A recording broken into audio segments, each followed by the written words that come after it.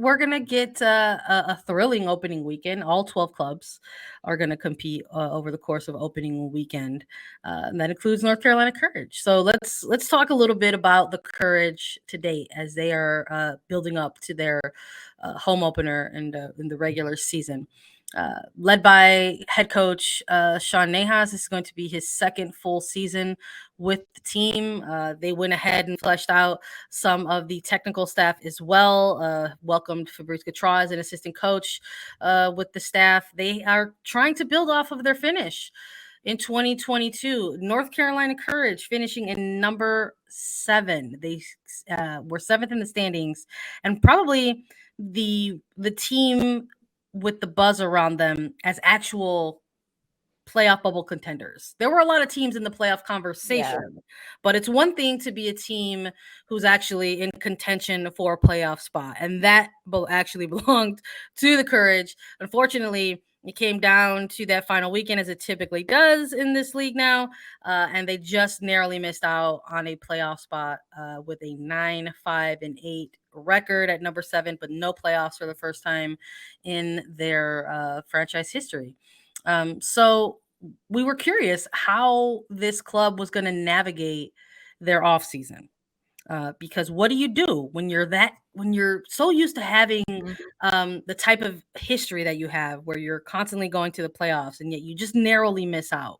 What do you do to try to ensure that you get back to that point? And they tried to participate in free agency a little bit. They definitely wanted to try to retain Dabinia, but they were unable to do that. They had a pretty active draft day themselves, and they've added some other players through just signings and acquisitions. And we took a look at all of their moves over the offseason, and we ended up giving them an offseason grade of a C.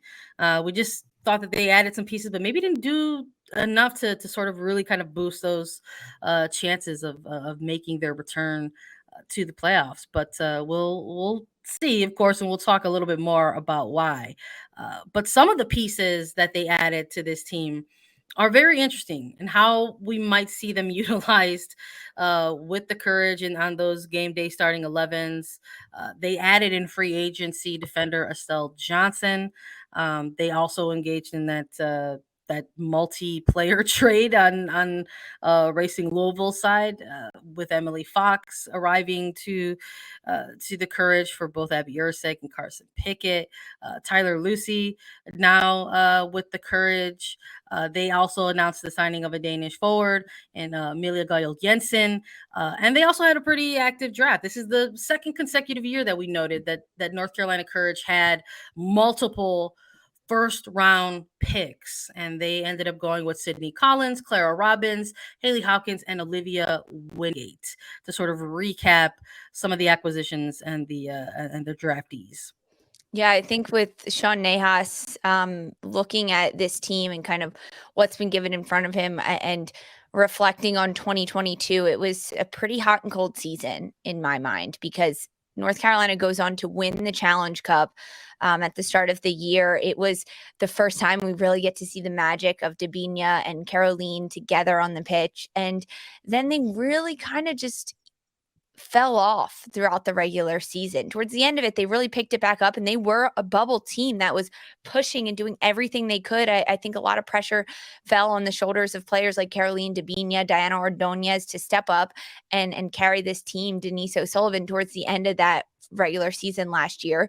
And because of that, I think the coaching staff at North Carolina realized we have to spread the wealth a little bit. We have to make sure that we have consistency and balance across this entire roster. And I think for them to pick up a defender in Estelle Johnson is massive. This is a veteran in the league who has been consistent over the last several years, getting minutes, most recently with Gotham, and playing a lot of time at a team that also faced a lot of backlash in 2022. I think for Johnson, this is a really good move personally for her to go to a North Carolina team that is a contender, that has a history of winning and has a history of success that they're trying to get back to.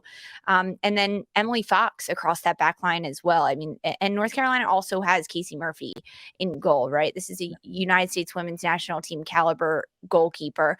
And now you're adding a veteran in Estelle Johnson and a U.S. women's national team defender in Emily Fox to that back line.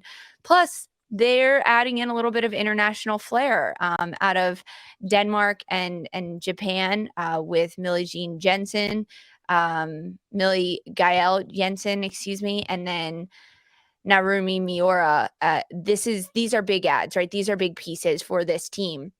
Plus, forward Tyler Lucy, formerly a defender, perhaps. I mean, always a forward, but with Angel City and under Freya Coombe, Lucy really playing in the back line. I'm not sure where we'll see her right now for Sean Nahas. She's listed as a forward on their roster, but I could see her playing across the back line considering the other defenders and the other pieces that they have. And I agree. I think that the draft class for North Carolina, not too bad, right? They picked up some pieces that they need, no names that really were like top 5 that you were looking at. I know when we recapped the draft, Sandra, we were a little disappointed that North Carolina didn't go for some of those bigger names, those impact players that can make an impact right away with this North Carolina side. But they did get some depth players and trying to build out that roster. But they also lost a lot in the offseason. They lost a lot. It's a balance game between what you're adding, what you're gaining, and what you're signing, and what you're losing. And I think North Carolina lost more than they gained. I think on paper, when you're sort of comparing the losses and departures to the column that has the acquisitions and the additions to the team, yeah, I think early perspective is maybe the team is on the losing side of that, but I think there's also something to be said that maybe there's some unknowns and some unknown variables, right? Because we don't know how, like you mentioned, like we don't know how Tyler Lucy's going to be utilized with this team. I have a feeling maybe it's going to be on the back line just because of some of those losses, right? We're talking not just one, but 2 of your starting outside backs with Matthias and with Pickett at this point having, departed from the team. So maybe we're going to see, Lucy within there. But I mean, it's hard to replace a big piece of that midfield in somebody like Debinya. So, are we going to see Narumi Miura go ahead and slot in and try to present something a little bit different for this North Carolina Courage team? This was a signing for me that I was kind of excited about. For folks who aren't aware, has played with the Japan's international team for some time. Maybe you got to see a little bit during She Believes. Maybe you even got to see a little bit during the Women's Cup on Paramount Plus when Tokyo Verdy Belleza was participating in the tournament in Louisville. So I'm a little curious as to how they want to slot a player like this into the mix as well. But Emily Fox, obviously a big one there. Like maybe you went out in these trades, in these trade acquisitions, you went out and you replaced what you essentially lost in a Matthias and or a Pickett. Right. But we're not, again, these are the unknowns. We're actually not going to know until we see it all come together on the pitch for this team. So I think there's a number of clubs that we could look at and sort of say, gosh, they lost a lot in the offseason. And I think there's a handful of them. And I think at this point, we include the Courage within that in terms of some of the teams that had a lot of losses. I think the Courage did lose a lot. I mean, they lost 3 of their defenders, 3 of their 4 defenders across the back line in Amarit Matthias as an outside back, Carson Pickett as an outside back, and Abby Urseg as your center back. 5 starters, essentially. Yes, and then you lose Debinya in the midfield, which she was a big part of that midfield, playing alongside Denise O'Sullivan and Ryan Williams, whoever else happened to be playing in there. But Debinya was a big part of that. And then you lose your Rookie of the Year contender in Diana Ordonez as a forward. These are all big losses. Yeah, 5 starters for this team.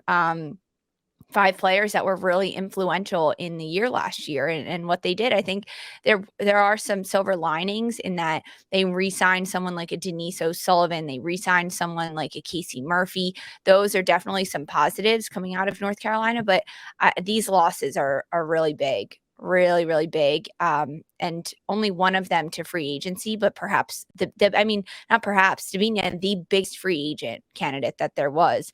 And it was announced pretty early that she would not be returning to North Carolina. And that was when the speculation started. But I think this is one of the teams in the NWSL that had a rough offseason with what they lost.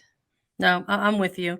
But we got to take a look at the roster overhaul, maybe to sort of highlight the bigger picture of what could come in the near future for this team as the regular season approaches on March 25th.